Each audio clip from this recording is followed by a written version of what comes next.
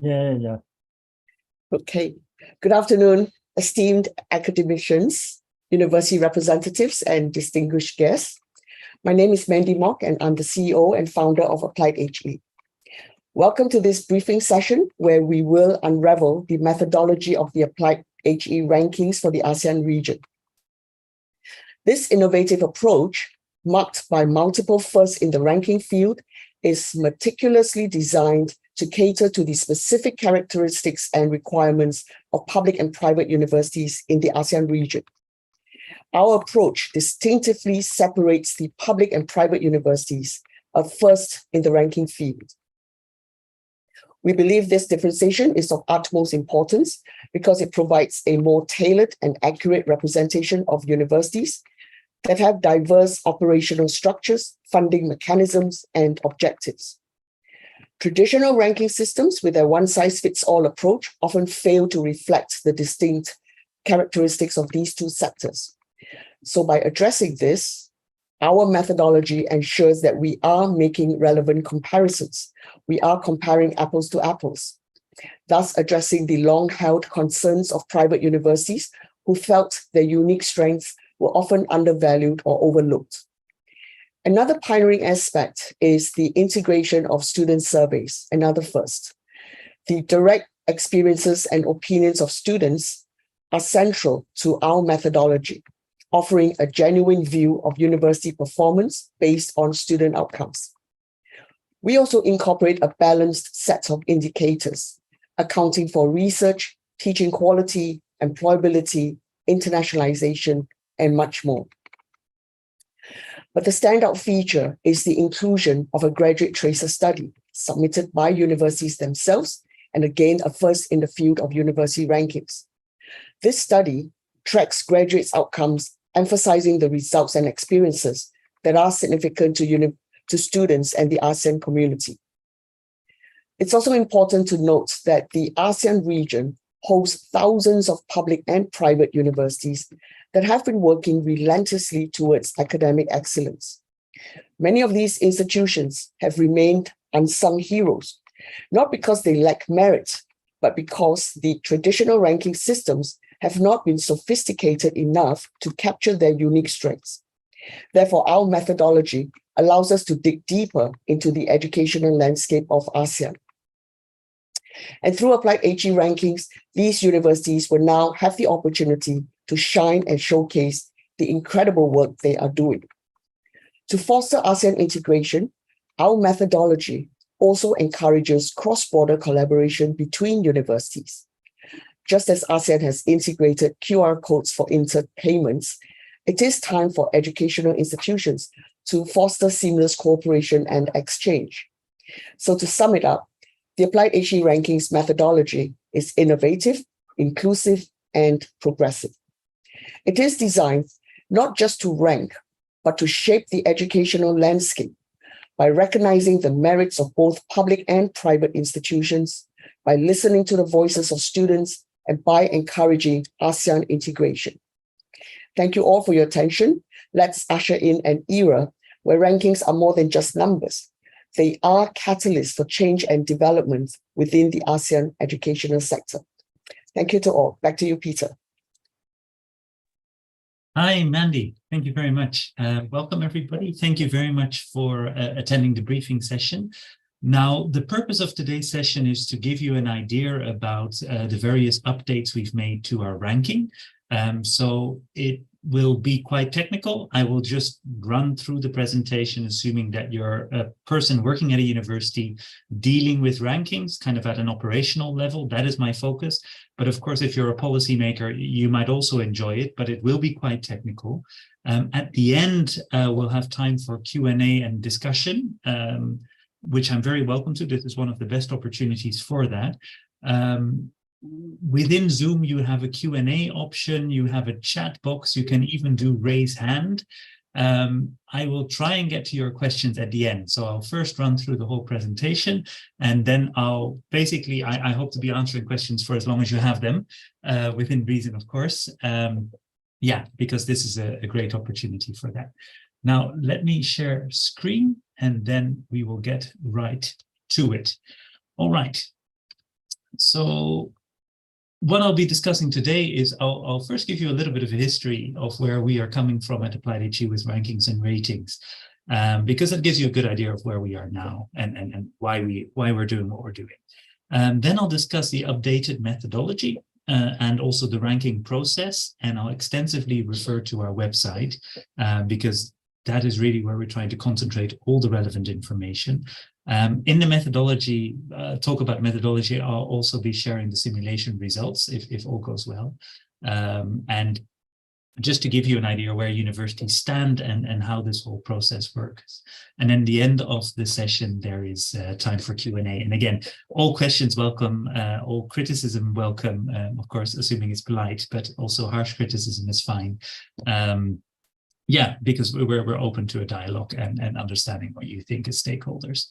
So yeah, getting back to AppliedHE rankings and ratings. Now, the original goal when we started this in 2020 was to develop evaluation tools that better capture the diversity of higher education.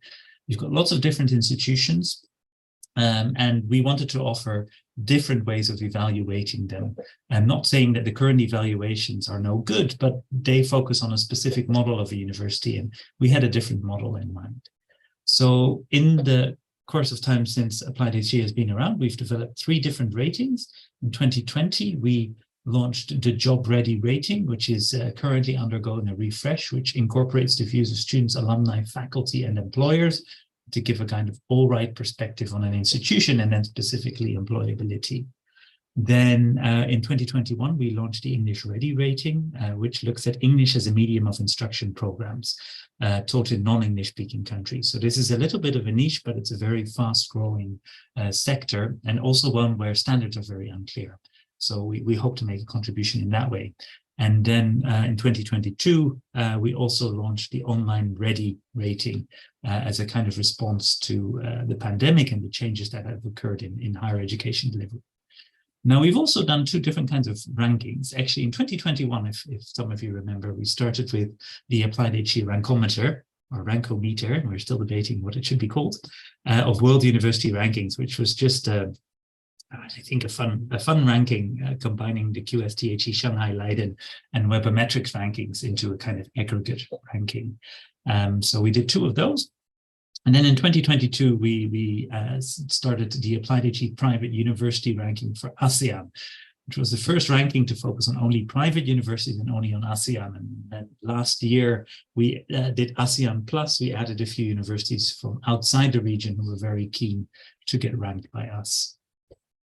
Now, the main updates to the methodology, and this is assuming you've already heard and read something about us, but I will go through the methodology step by step as well, but just the highlights for you to notice, which I'll spend probably most time on.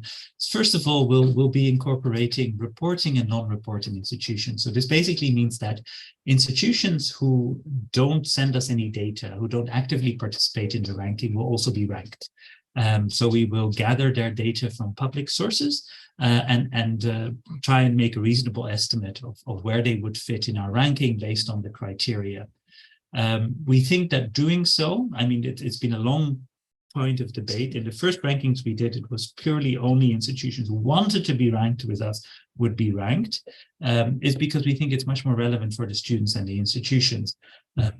We've seen that many institutions have been hesitant in joining a new ranking for various reasons. And that kind of, if you go through a whole ranking exercise, that kind of removes what you get out of it, both for the institutions who do decide to participate, but also for students, because they only have a very small selection of ranked universities to look at.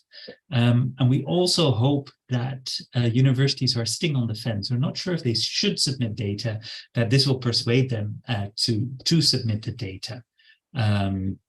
Because again, we think we're asking for reasonable data, and we think it's also in the spirit of transparency, which we see in not just in higher education, in every industry just about. It's reasonable to ask universities to submit the kind of data that we request. And then The next decision we've made is public and private universities. So this year we will also rank the public universities in a separate rankings list. So you'll see two rankings list. We think it's important to differentiate because we think public and private universities have different missions, also have completely different funding structures. I mean, private universities mainly focus on learning and employability, which makes a lot of sense because they are essentially funded by student fees for the most part. Of course, there are one or two exceptions, but mostly that's the business model and the revenue model that they have. So obviously that is their focus. And for public universities, they have a broader mission in the sense that includes research, social advancement. They also tend to be state funded. And I think here in the ASEAN region, in most countries, we see very strong private university sectors, which generally haven't featured very strongly in global rankings, but account for 50% or more of student enrollment. So it's a huge, huge sector. And similarly, many public universities, perhaps because they're not so research intensive, are more focused on the local community, haven't featured in global rankings either. So we think is worthwhile featuring in our ranking. Now, the criteria and weightings that we've incorporated for the different kinds of institutions, whether you're a public or a private university, about 40% comes from teaching and learning. And in a moment, I will show you our website and explain precisely how we measure that. About 15 to 20% focuses on employability. So we focus a little bit more on employability for private universities. For research, we focus a little bit more for public universities. And there's a slight difference in methodology and indicators, which I'll show you in a moment. And then for community engagement, internationalization, and also peer reputation, we use the same measurements. And again, I will explain that in a second. So let me go to the indicators, and AppliedHE.org is our dedicated website for people like you who are professionals in the ranking field. And here we try to collect all the information so that you have it in one place. Now, if you can see with me, these are the ranking criteria. And you can also just log into AppliedHE.org and click on methodology and read along. This is exactly the same place. Now, teaching and learning accounts for 40%. If you're a reporting institution, we ask you to run the AppliedHE student survey or to give us access to the student barometer. Now, this is a different product, which we've pioneered in the past and incorporated in some of our rankings, and it works well. So these are the two options we give you. If you already run the student barometer, you can use that. If you don't, you need to run the AppliedHE university ranking student survey. We also look at the faculty to student ratio at 20%, and that is now a much higher percentage than it was before. Now, for non-reporting institutions, we will simply take the lowest student survey or student barometer score, because you haven't been willing to share with us any student satisfaction survey data. So we don't know how good you are in this area, so we will just take a low assumption on that.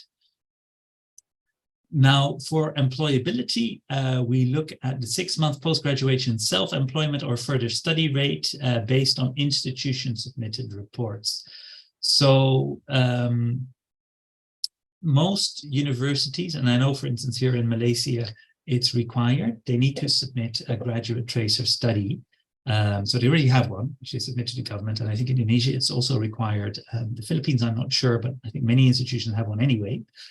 So that survey you can submit to us, and you can then fill out the data in our data submission form. And we look at survey response rates and also the number, also the total number of graduates. It's a bit of a technicality. Or we look at kind of a discounted national rate. So for non-reporting institutions, we take a figure that is based on the national youth unemployment rate as it is reported by the International Labour Organization. So if you are in a country with 10% youth unemployment, we do a discounting factor of 1.5, and then we assume that your employability rate is 85%. The same is true if your employability survey, graduate tracer study, is not so comprehensive, you might score a bit lower, but then as a bottom level, we'll just use this national discounted rate. It is a bit technical, but basically what it means is that you will always get the national discounted rate unless you submit your tracer study, in which case you can score higher. So that's the decision we've taken. Now for research, we look at Google Scholar. We look at citations per paper published between 2018 to 2022, and we look at citations per faculty for papers published between 2018 to 2022. Now, this is for the private universities. In a second, I'll share with you for public universities. For community engagement, we look 5% at Google News reports. So Google News kind of tracks stories about universities. Our argument for using this is to argue basically that if a university is sharing actively with the community, it will be mentioned in the news. Its professors are giving advice, talking in local media, students are reaching out in the local community, stories like that. That tends to dominate university coverage in a typical year. And then we can capture that with Google News. We also use the AppliedHE student survey or the student barometer because they have questions about community engagement, whether the university has social programs, has sustainability programs, and so on. So that is an important part of that survey, and we incorporate that here as well. So I think in total, about 25% of the ranking is dependent on these surveys. So it's a big share. It's a little bit reduced compared to before. Internationalization, we look at the percentage of international students and the percentage of international faculty. And we also try to make an estimate for that for the non-reporting institutions.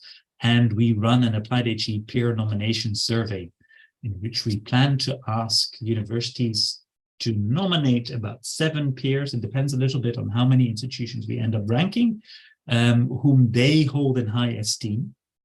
And this is the measure we use, kind of to give an indicator of what is the brand value within the industry of that particular institution. And it's only 1 vote per participating university. So also universities who are being ranked, they cannot vote for themselves, and they need to nominate a number of private and public universities. Now, the difference here with the public university criteria is this one. It's the Webometrics Excellence / Scholar Indicator. You can click here on the link, and it explains the methodology, how this is calculated. This is, I believe, based on the Scopus database ultimately. And it's a little bit of a different indicator because Google Scholar tends to index almost everything. And it doesn't really, it isn't really selective about quality. But at the same time, it's far more comprehensive. It's far bigger, right? So you always have you have to have a trade-off, right? Do I use a very broad database or do I use a narrow database, but then I exclude a lot of research? So Webometrics, the Excellence or Scholar Indicator, is perhaps more of a quality-focused one, and we think it's reasonable to incorporate that for public institutions. So that's why we've done it. And also the benefit of the Webometrics indicator is that it exists for virtually every university on the planet. So that's another consideration. So we've used it. It's only 5%, and it's only for public universities. So just to make that clear. Now, this is a little bit the ranking methodology, the indicators, the criteria. So coming from Google Scholar, Google News, our surveys, and of course Webometrics, and then combining that in a rating schema that seems reasonable, and a weighting that schema seems reasonable. Now, it's important to point out that we have a ranking advisory board, who I realize I haven't introduced in the slide, but there is a link on the page, of very esteemed individuals who volunteer their time to discuss rankings with us. There are always great meetings. There's a lot of exchange of ideas, sometimes some quite heated disagreement. But based on their deliberations, we come up with the weightings and the indicators that we have, and that is what we follow. Then moving to the ranking definitions, this is mainly important if you're submitting data. So we try to define what is faculty, what is international faculty, what are international students, what is a private university, and what is a public university, and what are students. So this is in alphabetical order, in case you're wondering about it. Now, the Oh. Now, what's important to notice is that our faculty and international faculty ratio is now very similar to that of other ranking agencies. So most likely, you can do your own double checks. If you're already submitting data for another ranking, this is usually what they ask for. So we've harmonized that because we think it reduces the burden and it's a reasonable definition. So just to let you know that it should ease your data submission to our ranking as well, especially if you're already submitting data or we're planning to submit to the other agencies. So you don't have to retabulate and recalculate everything. Now, what is important to note is the difference. What do we qualify as a private university and a public university? In our schema, in the world of AppliedHE, you are a university if you offer a bachelor and a master degree. So if you are a specialized graduate school, for instance, like a business school that only offers MBAs, you do not qualify. You cannot be in our ranking. So you need to offer bachelor and masters. Now, in some countries, this definition, you are not called a university, but you're called a university college or maybe even a college. That is fine, as long as you award your own bachelor and master degree. You qualify, and you also need to be accredited by your local government and award your own local degree. So who is excluded? For example, foreign branch campuses that award, let's say, an Australian or a British or a Chinese degree. There are examples of that in the ASEAN region. They are not seen as an ASEAN private university or public university, so they don't qualify. When in doubt, you can ask us, but usually this definition is quite clear. Also with private and public, we follow your national definition of private and public.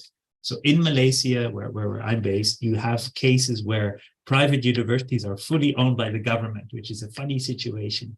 But to us, that is a private university. So if the government says you're private, to us, you're private. And that's just to keep the definitions simple and easy to understand. So again, the ranking definitions you can find on the website, you can go through them.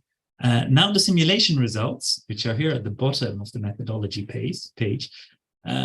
Before I share the simulation result, I just want to emphasize that this is an experiment, right? We want to give you an idea of where you would stand if you submit data to us. That was both for our own benefit and to see where you stand. Now, the first spreadsheet I'm showing you is private universities. Oops. What you'll see is the rank, the name of the university, the city, if we have it, the country, and whether it is reporting data to us, yes or no. Now, we are using data from the 2021 edition of our ranking, in which we had many universities. And then we calculate the score with our present methodology. This is teaching and learning 1 and 2. These are the different indicators. So this is, what is it? Student surveys and student faculty ratio. And then the employability indicator, the 2 different research indicators for private universities, so citations per faculty. And I will clarify this actually, because I think the C1, C2 is not very useful. So the community outreach indicators, the first one is Google News, and then internationalization. And you can have a look at this. You can already see where your university stands. But I just want to emphasize this is a simulation based on the data that we could either publicly collect or which had been submitted to us before. This is not the final ranking, but this is to give you an idea of where you might stand. Now, what is the lesson of this? That number one, I think our ranking is not completely different from many of the other rankings, because I mean, we measure similar things, which is positive, but of course there will be some changes. And number 2, that submitting data to us benefits your institution, right? You score higher if you submit data. That's very, very clear. Yeah, and I think that is fair because you are also being a university that is being transparent. However, of course, submitting data doesn't mean you're going to be at the top immediately, right? That's also an obvious thing. So I think the simulation gives a good picture of what the ranking will likely look like. Of course, the types of universities incorporated will be different, especially if universities not on the list are now starting to submit in large numbers. It will be very exciting, and so on. If we look at the public list, you'll notice that none of the public universities are reporting because we have not collected data from public universities previously. We've had public universities knock on our door and wanting to submit data, but we've always said no, and we are now changing that. Yeah, again, this is our simulation results. It is not perfect. I think, for instance, for Vietnamese universities, the National University, Vietnam National University, we had some issues scraping data, and we are slowly going to go through this again while we process the data and while we work with you on data submission as well. But I think it gives you a nice picture. So if you ask me now, why is USM higher than Singapore Management University? I'm not going to go into that. I'm just going to leave it here as a simulation. But yeah, I can obviously try and answer questions about the methodology. So yeah, so that was the simulation results, and which are freely shared, which you can look at. And we will also be sharing some of the raw data of the universities in November and December as the results come in. So you'll have that as well, also in a spreadsheet. So you can look at that and see where you stand. Now, the next thing is, okay, great. We've hopefully persuaded you that you should submit data.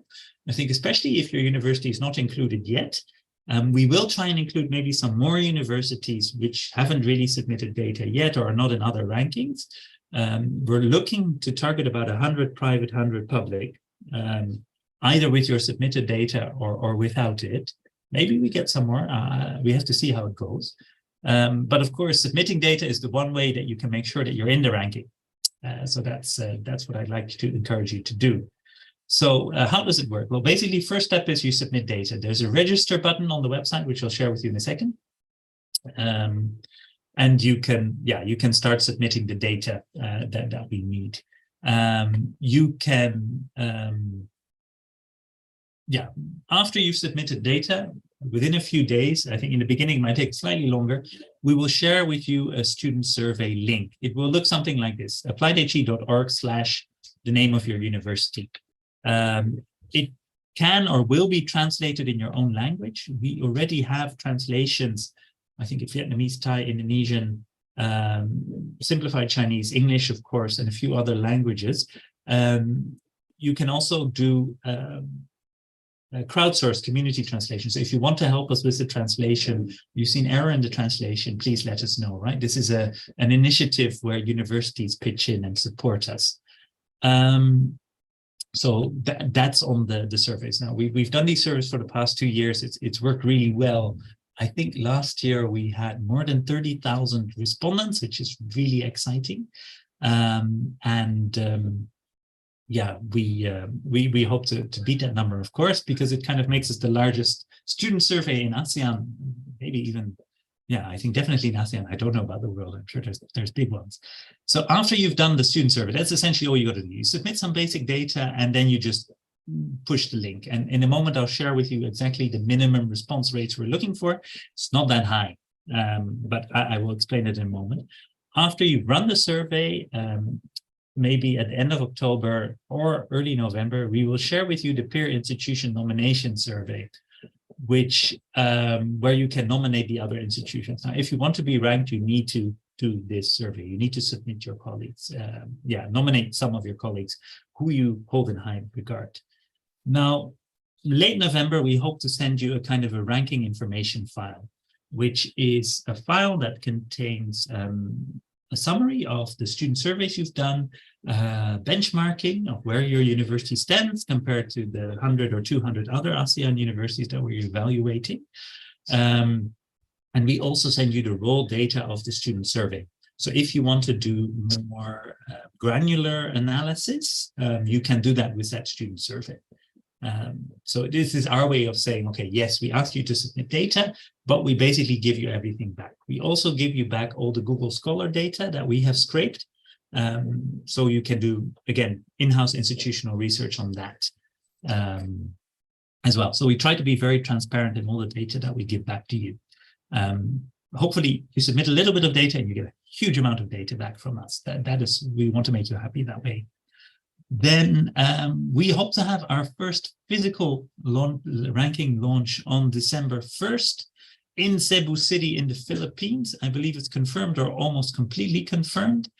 That is when we will be announcing, the final ranking results and the main private and public rankings, and also sub-rankings based on internationalization, community outreach, student satisfaction, and so on.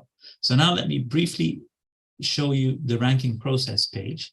And I think the most important point to share here is the 40% or 350 student response rate.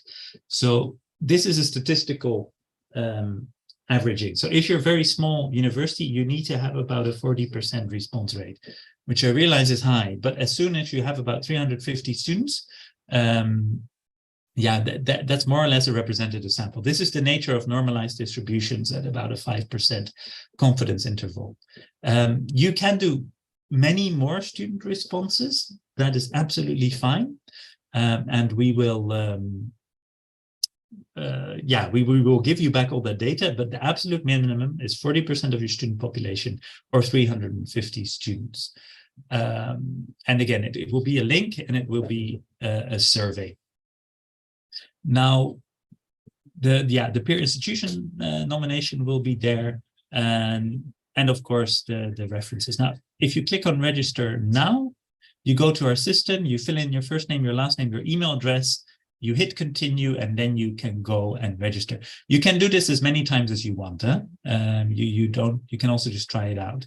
But let me just share with you what you have to submit. And I realize that's not on this page, it's on the methodology page. But this is very good to have behind. This is our institutional data submission checklist. So again, you can find this on the methodology page. There's your institution name, which we want in English, location of your institution, one of the 10 ASEAN member states. You need to confirm that you qualify as a university, right? So these are the basic questions. You need to nominate a contact person whom we will send all the emails to. And we'll only send it to that contact person. It's sometimes hard for us to send it to multiple people or send different things to different people. Please nominate one person and they can just forward it to whoever needs to be forwarded to. You need to upload your institution logo, which is maximum 5 megabytes, and link to your official English language page. Then you need to give us your faculty, international faculty student and international student numbers. Based on our definition, and then the graduate outcomes, which I just talked about. And for this, you need to upload a document that basically proves it. So your tracer study or whatever you've sent to the government or the spreadsheet that proves it. You can upload, I think, up to 5 files, and we will generally accept it. But we have certain internal criteria. It's hard to say, oh, it's this or it's that. It can be in your local language. So if it isn't a local language, we have a way to kind of verify that. And it's just that there is an official document there, right? We want to know your official web domain. This mainly has to do with the scraping for Google Scholar.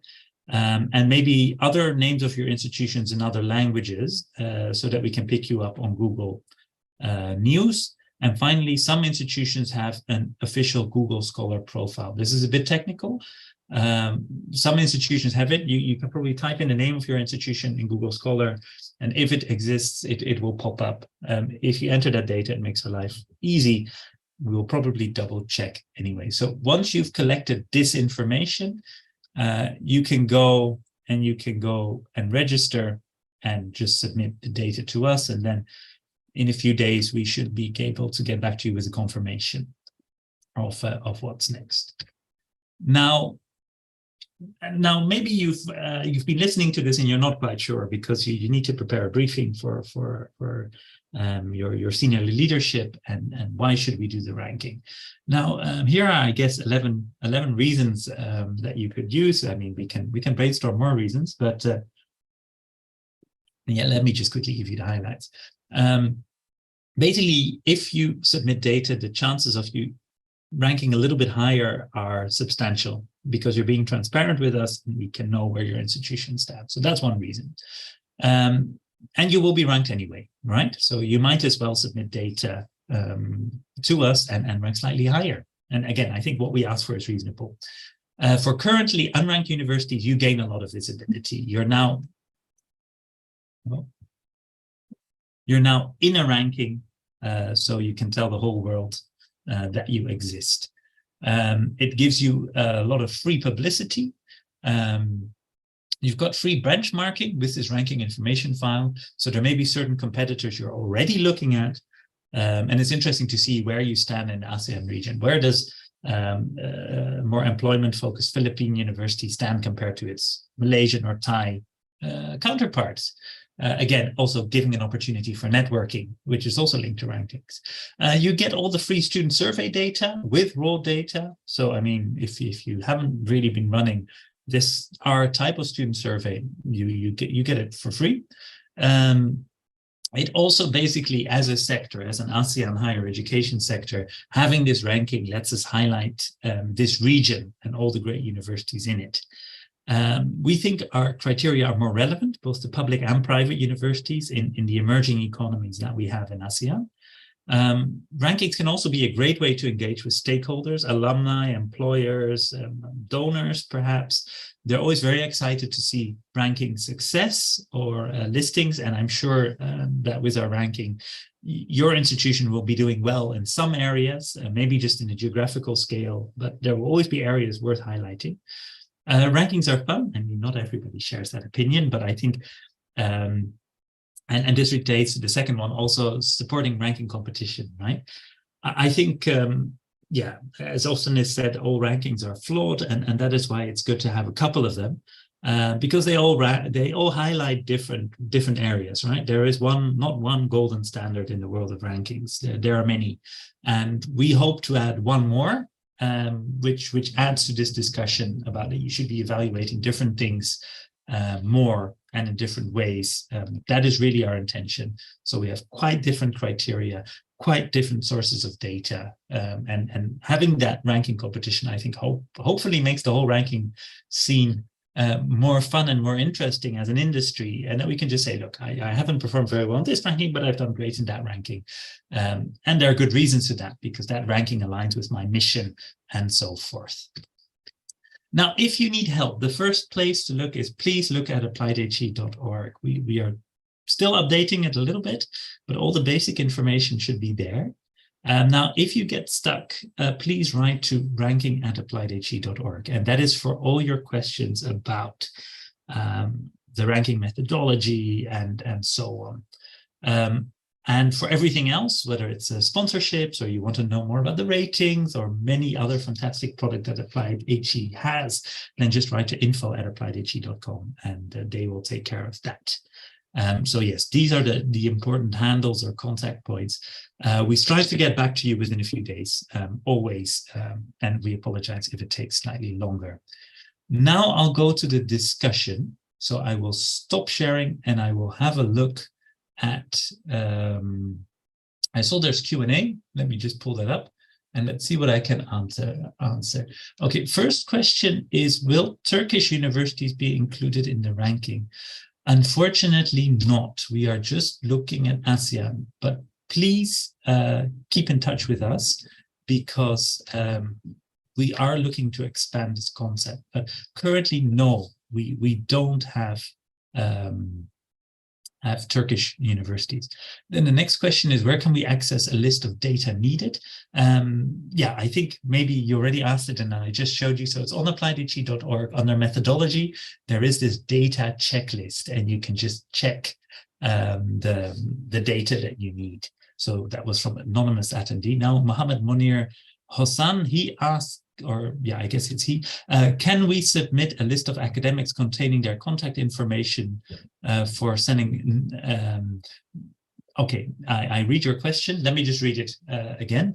Can we submit a list of academics containing their contact information for sending the peer institution nomination survey to them by AppliedHE?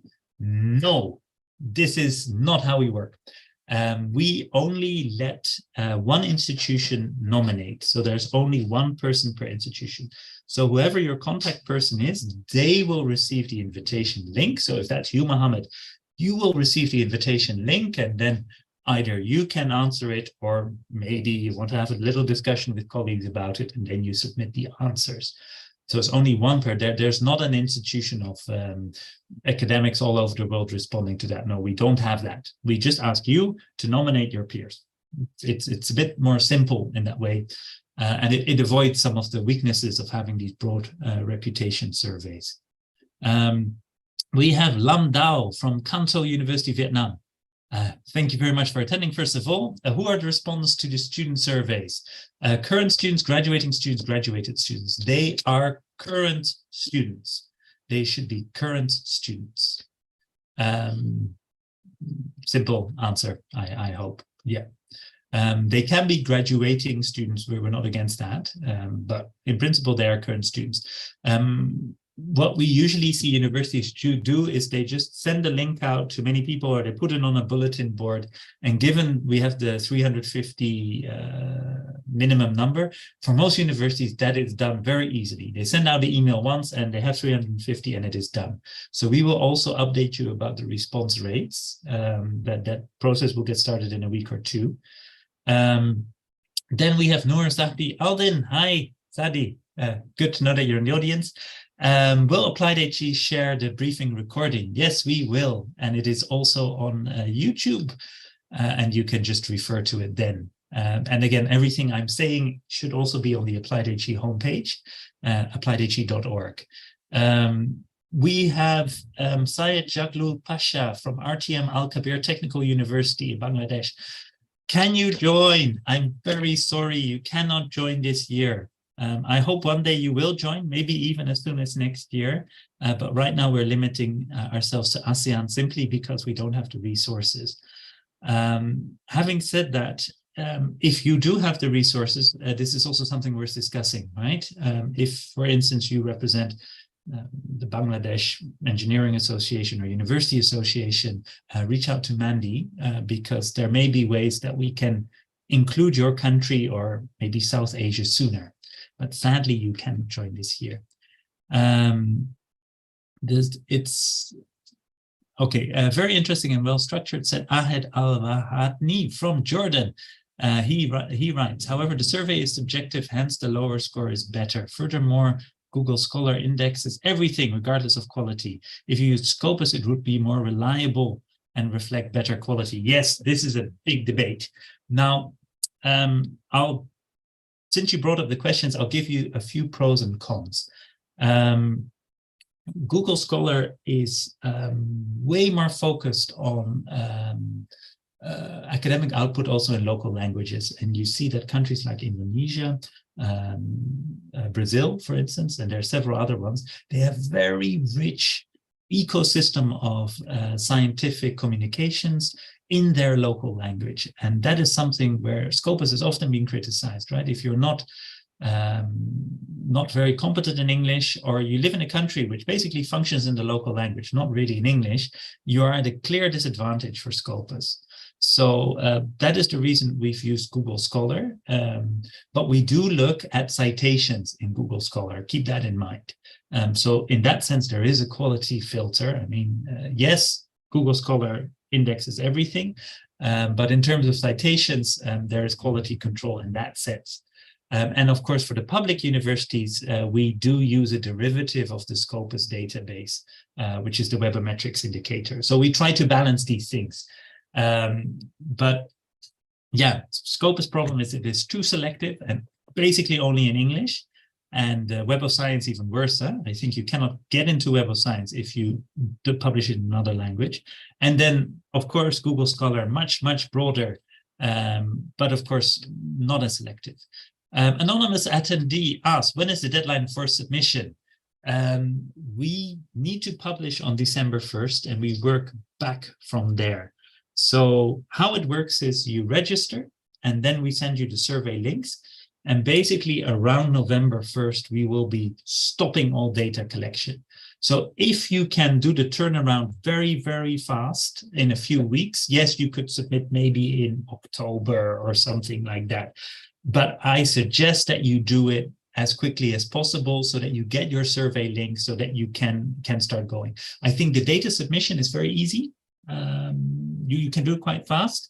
And then the only thing that might take some planning is when do you send out a survey? For instance, if right now your students are all on holiday, as is the case in many countries, right? July, August is holiday, then probably in September, October, you want to send out this survey link because then your students are back on campus and you can quickly get your 350 responses. So I think keep that in mind. But yeah, so having explained it to you that way, I hope that answers your question. So November 1st, we really hope to cut everything off. And yeah, basically work backwards from that and see how you want to plan it internally. Anonymous Anton D asks, how much does it cost for the ranking fee? It is absolutely free. I don't know how Mandy does it. But yes, our rankings are free, as are most rankings. But if you have extra budget, I'm sure we have a sponsorship option that you can consider. But the ranking is free. It's a public service provided by AppliedHE, to universities in the region. Will you send us your presentation? Yes, this presentation will be online with all the links. Can private universities apply for both ASEAN and ASEAN Plus? No, so sadly, we don't have ASEAN Plus this year. So last year, we did include universities from outside of the region. This year, we won't. I mean, we have limited resources, that being the region. But you would always be included in both if you're an ASEAN university. That would be our principle. I think we've got Al Kabir Technical University back again from Bangladesh. I'm very sorry you cannot join this year. But again, reach out to Mandy if this is really an area of interest. Then Ferdinand Nicolas asks, what about national or international accreditation? We don't look at that, but, oh, no, that's wrong. We look at your national accreditation. So if you are accredited by your local government, or in the Philippines, for example, you have regional accreditation, you have a US derived system, that is what you use to qualify to be in the ranking, right? So you first need to be accredited. Doesn't have to be international. It is true that students' opinions are, of course, they are a little bit subjective, but that's why we try to have a kind of broad-based ranking methodology, right? That we include different perspectives to balance it out. Now, generally speaking, I think a university that is successful at meeting expectations is one that has fairly high student satisfaction. And so I'll give you an example. I'm originally from the Netherlands. What you see very strongly there is actually that the universities that are not based in big cities, that have smaller scale education, they tend to do better in student satisfaction. You could say that's a bias, but at the same time, smaller courses, smaller programs tend to be more personalized. You're not a number, you're not one of 300 or 500 first year students walking in. So I will accept that, yeah, I mean, every survey there is some bias, but hopefully we balance it out. And I think how the rankings are structured these days, having a little bit of bias towards the student survey, it's maybe not a bad thing, especially for smaller institutions located in smaller cities, especially, who are often at a disadvantage based on other indicators. Dixon Pagente, I hope I pronounced that correctly, asks, just a clarification, is it for universities only? How about colleges or institutes that are not yet universities? Good question. It doesn't matter what it says in your name. If you're the Massachusetts Institute of Technology and you were based in ASEAN, you could apply because you offer a bachelor degree and a master degree. So as long as you offer only your bachelor degree and your master degree, you are a university in our eyes and you award that degree, then you can qualify. Because in every ASEAN country, it's slightly different. When are you a university? Myanmar has different rules. When are you a college? Or Malaysia, etc., has different rules as well. In Malaysia, for instance, university colleges can qualify. And I'm not sure about the rules in other countries. If in doubt, email us and we will tell you. What year is the basis for the employability? The most recent year for which you have a study. So that will probably be 2022, maybe you already have a 2023 one. If you start sending us 2021, okay, that's maybe okay. I think we would start asking questions if you send us 2019. That would be a bit unusual that you haven't done any studies that are more recent. And same thing for employability statistics from the ILO. We look at what is most recent. Our universities has no international students and faculty. Are you still qualified for the ranking? This is from Cynthia Super Able. I don't know if I pronounced that correctly, but it's a great name to be Super Able. Yeah, if you don't have international students or faculty, that's fine. You qualify. You just don't get points on those indicators. But if you have great student satisfaction, if you have great student satisfaction, great research output, then you can still join. A question from Sonia Buscano. Can you join if you're in the Middle East or GCC? No, sadly, no, not this round. But again, please indicate your interest via email. You can, because we are planning more rankings. Anonymous attendee asking, is there a fee? There is no fee.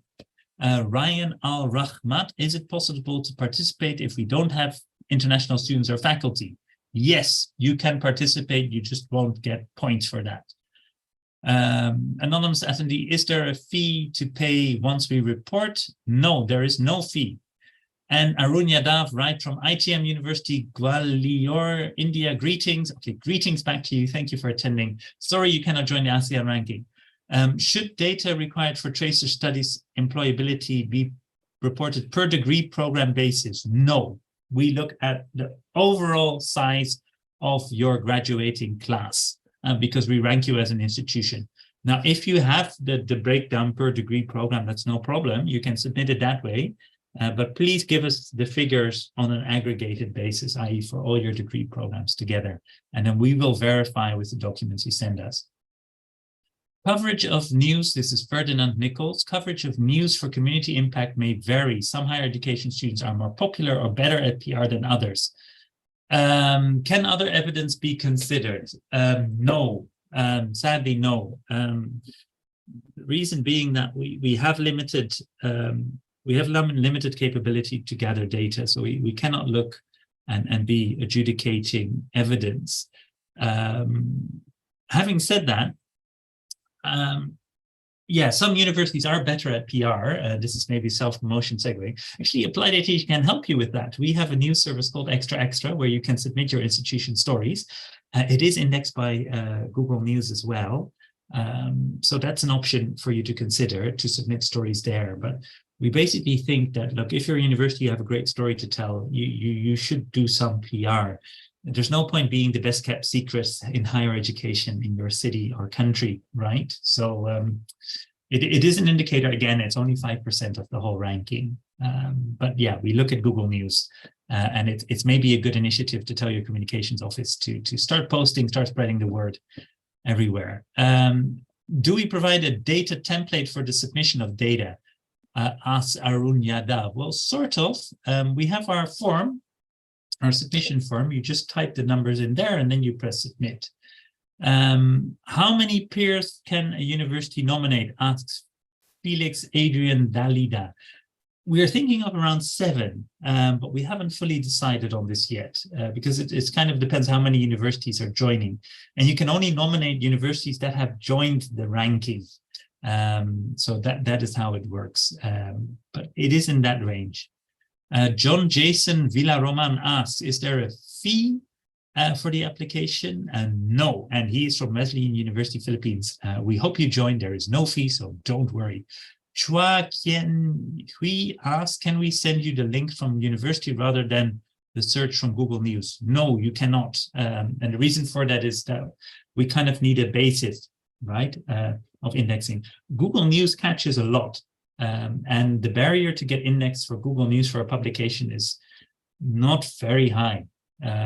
So it's a reasonable indicator of the news. If the publications you're publishing in are not indexed in Google News, you should ask yourself a little bit of a question, because it's really not a very high barrier. Google's very open. Same with Google Scholar. Mohammed Monar Hossan asked about Bangladeshi universities. No, sadly, no, not yet. But again, call Mandy if you have a plan of how to do rankings in Bangladesh, and she will listen. Anonymous attendee asks, we are a system with 3 campuses. Should the individual campus register or we register as a system? This is a very good question.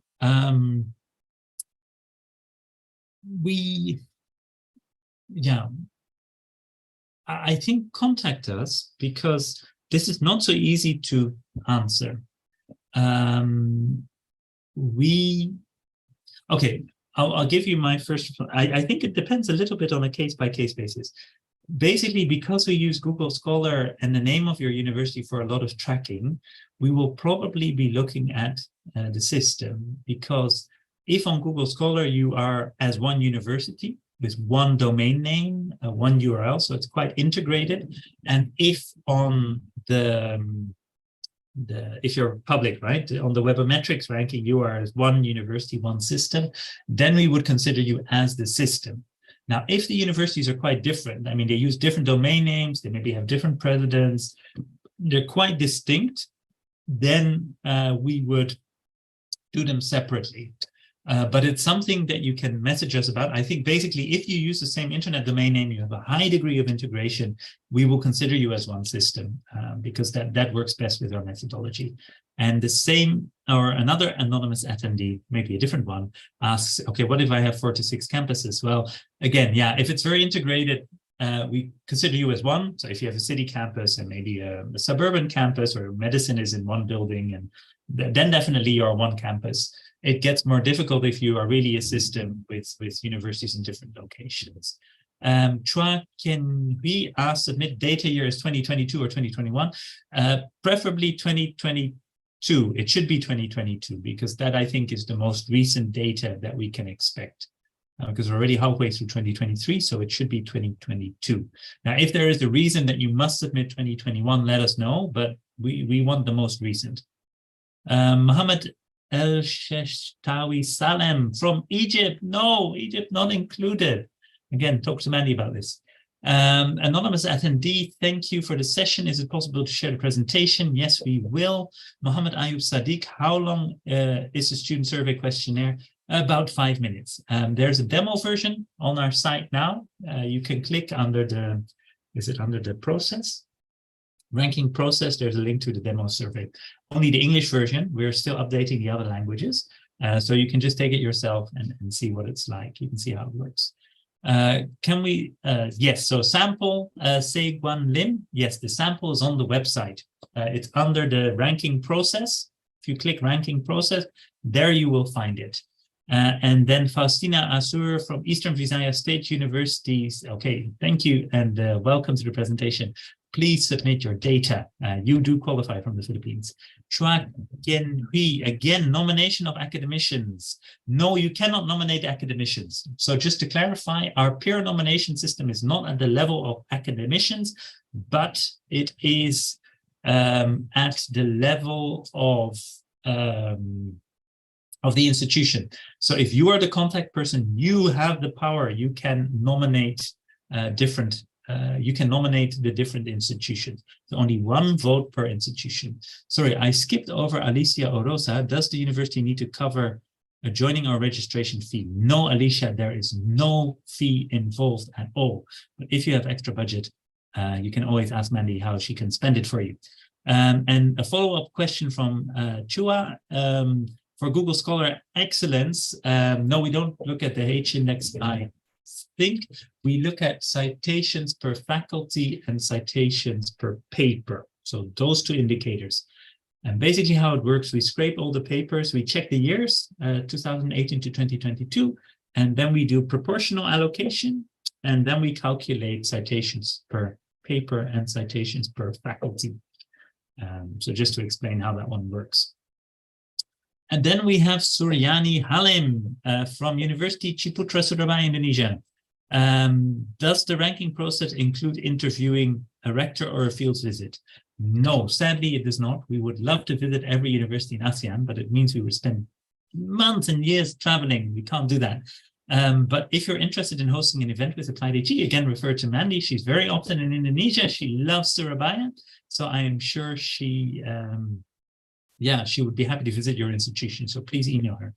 Can you see the student survey form? Yes, we have a demo on our website. There is a link. Dixon Pagente is asking, how did you come up with the idea that public universities emphasize research and private universities are more focused on employability? In the Philippines, it is the same. Well, how did we, it was a long discussion. Yeah, I mean, there are many similarities as well. I think in general, in general, we think this is fair, and it also is tied to research funding, because especially, for instance, here in Malaysia, public universities get way more research funding than privates, right? So, but I admit every ASEAN country is slightly different. But generally, we feel, if you discuss with people, that their missions are slightly different. But of course, they overlap, and so the differences in weightings are very small. Seguan Lim asked, do we get some indication of the number of survey responses in real time? Not in real time, but daily. We have a system which can send you a daily update, like at 5 a.m. in the morning or something. We switch it on. It runs and it tells you how many people have responded.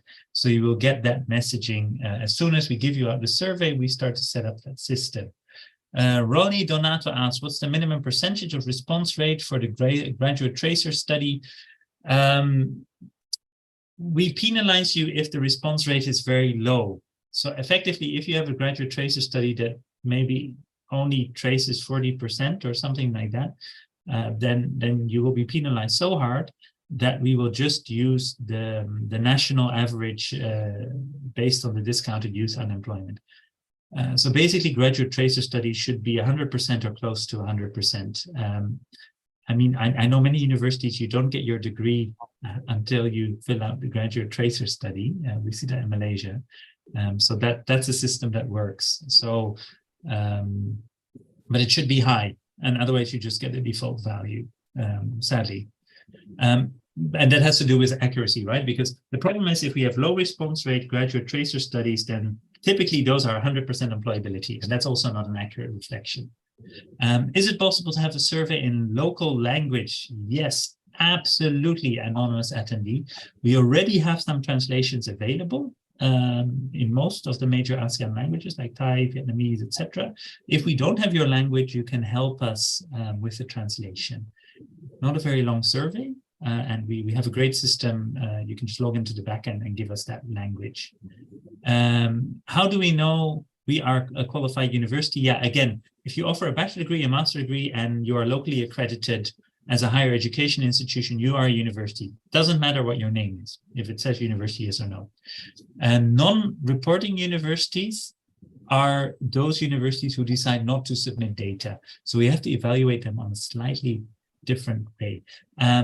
Beacon House National University, Lahore, Pakistan. We love Pakistan. We've been there a few years back. We want to come back, but it's not in this ranking. How does your web crawl compare to QS? I'm not quite sure. This is from Manuel J. Jr. Sumil. If you want to raise your hand, you can ask a question, but you can maybe clarify for me, because I don't know what you mean by web crawl. If you mean about fame, we're more or less equal. I mean, but we're all ex-QS employees. No, I mean, they're one of the competitors to watch, of course, but it's different. We tend to go into the depth, rank way more universities in the country, and QS is a bit shallow. I mean, yeah, different approach. Is there an application fee? Ask anonymous attendee. No. Is the survey limited to bachelor and master students only? Strictly no, but I mean, that should be the main audience, right? If you have a lot of PhD students, yeah, you can send it to them as well, but it shouldn't be lower than bachelor level. So if you run a high school, for instance, that's not appropriate. Bernardine Wong, this is Bernie, right? Yeah, is it deep? Yes, Bernie. I'm not sure. Okay, how will invitation to participate in the rankings be conveyed to all ASEAN universities, and when? We are currently doing our best to reach out to ASEAN universities. Basically, the universities that are in the simulation should have all received an invitation by now, but please spread the word. The thing is, it's very hard for us to know exactly who in which universities and in charge of what. So we do try to target every university and the people who are in charge, but it's a little bit yeah, it doesn't always work. So please spread the word. Yeah, also to maybe your national university network that we are doing this. We are trying to reach out to every university, but every year when we're near ranking launch, we get, yeah, we didn't get the email. How could you do this? We wanted to participate. Yeah, we're very sorry that that happens, but there isn't just one email address for universities, but we're trying to send out to as many now today, and you spreading the word will also help. But yeah, we appreciate your help here. Is there a link for the registration? Yes, if you go to AppliedHE.org, you can click on the registration link and you can put your email address and you can register. How many accounts can our university have with AppliedHE? Ask UP Rota Ko. Okay, I think this is about contact persons. One contact person per university, because yeah, that facilitates communication, and then that contact person can forward the information. So please nominate one contact person. Then Nurzati Alidin asks, please share more details about the Cebu launch. We are still figuring it out, and we're happy that you want to meet, connect with everybody. Thank you very much, Zadi. So I think Mandy can speak a bit on the Cebu launch. Yeah, I will be covering that in my closing. Okay. Yeah. Nurit Nasir asks, if you only offer bachelor degree programs, but you are as a university, do you qualify for our ranking? Sadly, no. You need to offer bachelor and master. Yeah, so that was our... yeah, so that's a criteria. We can debate it, but yeah, for bachelor and master is what it takes to be a university for a ranking, not PhD. Will there be a re-ranking after November 2023? Yeah, I mean, we hope to do it again. The simulation, of course, is just a simulation. That won't be published. It's just for... It's not 100% accurate. We're not promoting it as a ranking. It's just a simulation exercise. But obviously, yeah, after November 2023, it will look different, and hopefully we'll do this again the year after. Do we include Azerbaijan? Sadly, not this year. Sorry, Jamila. Geneva Ehler asks, for bachelor and master program offerings, will it be vertically aligned or not? I'm not sure what you mean, but basically, if you are a university, you need to have a bachelor and a master degree program. You cannot have one or the other. You need to have both. So you have undergraduate and graduate programs. That's what we mean. If you're not sure, please email us and we can give you a specific answer. Anonymous attendee asks, for the indicators, if we do not have, you mentioned points not given, the numerator will be smaller while the denominator is constant. Yes, if you don't have the indicator, like if you don't have international students, then we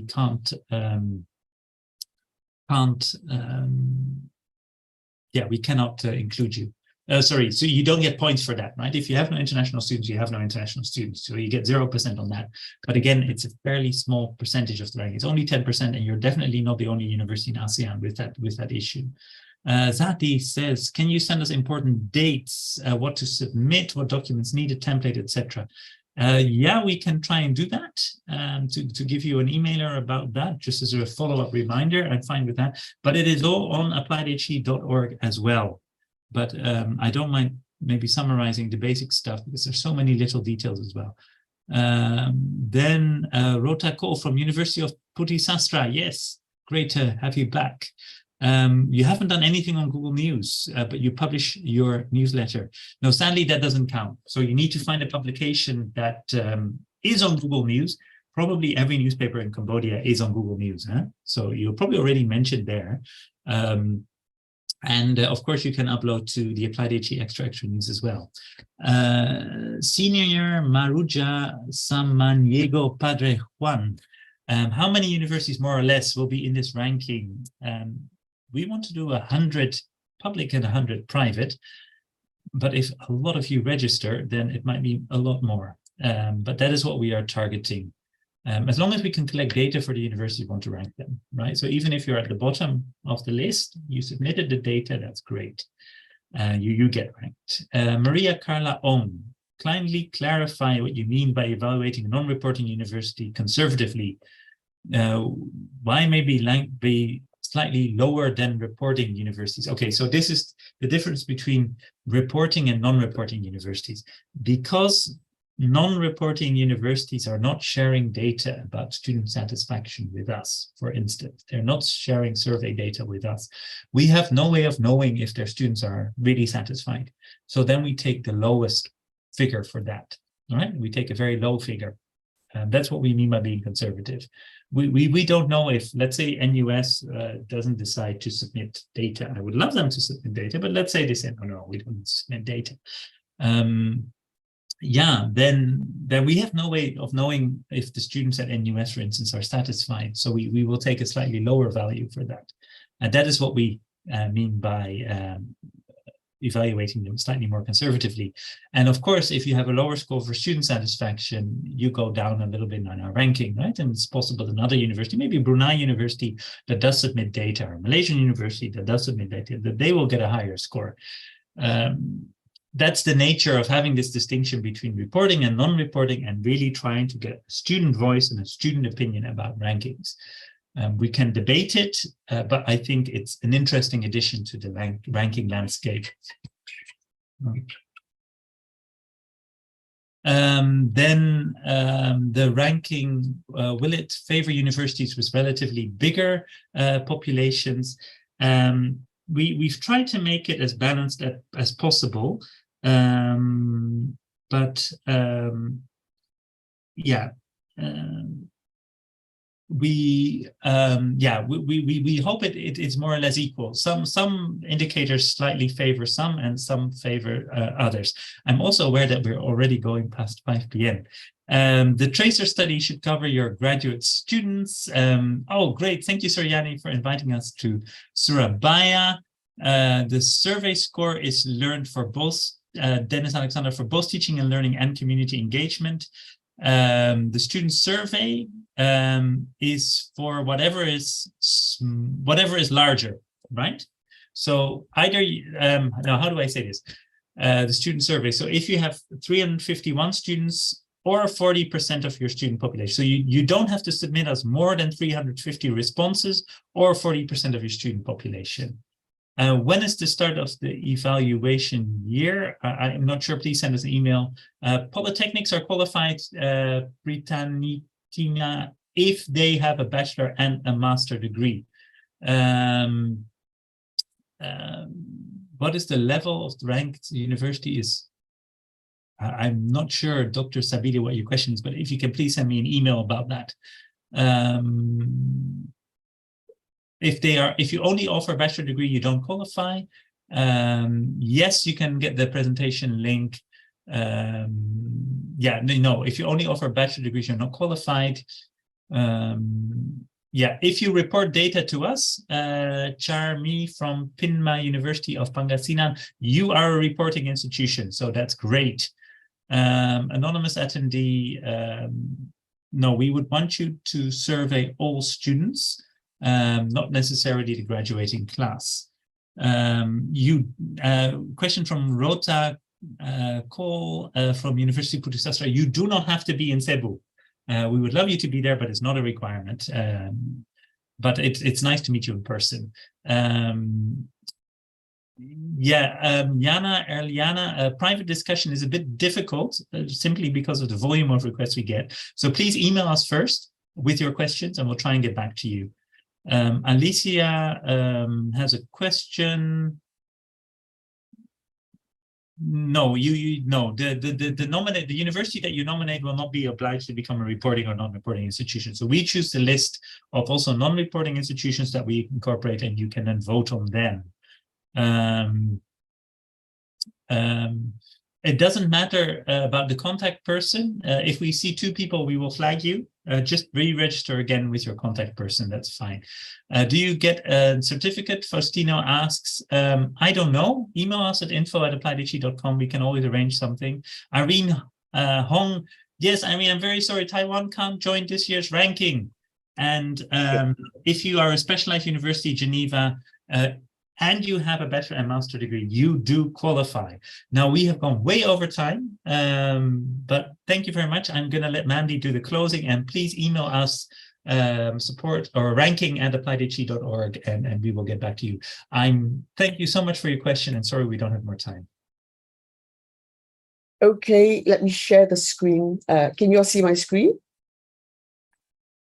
Yes. Yeah, we can see. Great. Okay, thank you everyone for attending the methodology briefing of the AppliedHE Public and Private University Ranking for the ASEAN region.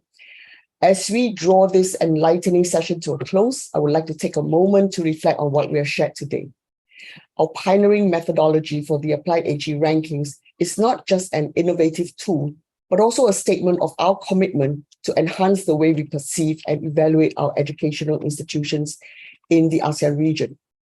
We are embarking on a journey that respects the distinctiveness of both public and private universities. We listen to the voices of students, we track the paths of graduates, and we foster ASEAN integration. We are set to change the narrative and look beyond the conventional to reveal the unsung heroes of ASEAN's educational landscape. While rankings are often seen as a competition, we see them as a celebration of diversity, effort, innovation, and most importantly, education. With the launch of this methodology, we're not merely introducing a new system of rankings. We are paving the way for a future where every institution is recognized for its unique strengths, where students' opinions matter, and where collaboration is rewarded over competition. As we move forward, we assure you that the AppliedHE rankings will remain dynamic, evolving with the changing educational landscape so as to be relevant and valuable. Well, we have come to the end of our methodology briefing session. I'd like to take a moment of your time to introduce our suite of solutions for the higher education sector.